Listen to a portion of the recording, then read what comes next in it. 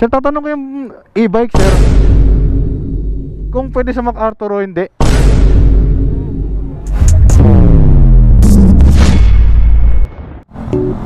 Oh, bike lane, takbong 20, takbong 20, takbong 20,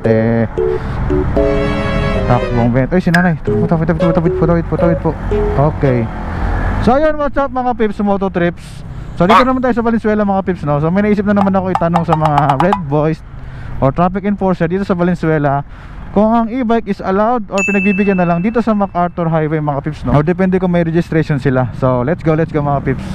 So maghanap tayo ng red boys na hindi busy, no? Yan si sir, busy si sir sa gitna eh. So pwede tayo dito magtanong sa mismong headquarters nila mga pips, no? Dito sa gilid ng Pure Gold.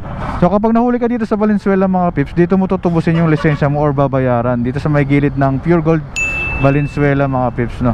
Ito na tayo magtatanong para kumpleto ang informasyon.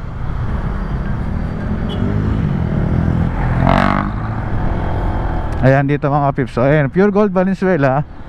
Dito yung mga TMO mga pips eh, Traffic Management Office. So tatanong natin dito ha. Oh, sana may red voice dito sa gilid na pwede pagtanungan. Voice red voice. Sir, tatanong ko yung e-bike, sir. E-bike kung pwede sa MacArthur o hindi.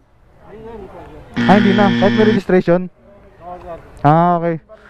Pero sa mga ibang highway, sir, sa looban, sa mga second road, pwede. Sa MacArthur Highway na talaga bawal. Ah, tawid sir, dito sa may Marindal sa papuntang ano, pwede. Ah, okay sir. Pero pag ilong sa MacArthur Highway, By pagbabaybayin, bawal. Ah, okay sir. Thank you sir ha. So yan mga pips, no, yung mga gwardiya yung napagtanungan ko. Sabi naman nila is bawal na ang mga e-bike sa MacArthur Highway.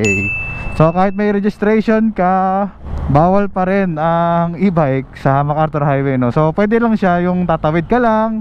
So bawal yung babaybay ka gamit ang e-bike dito sa highway na to, sa main road. So pwede lang siya sa mga second road mga pips, no, sa mga looban yon. So konting idea mga pips. Let's go. Ingat tayo mga pips ha.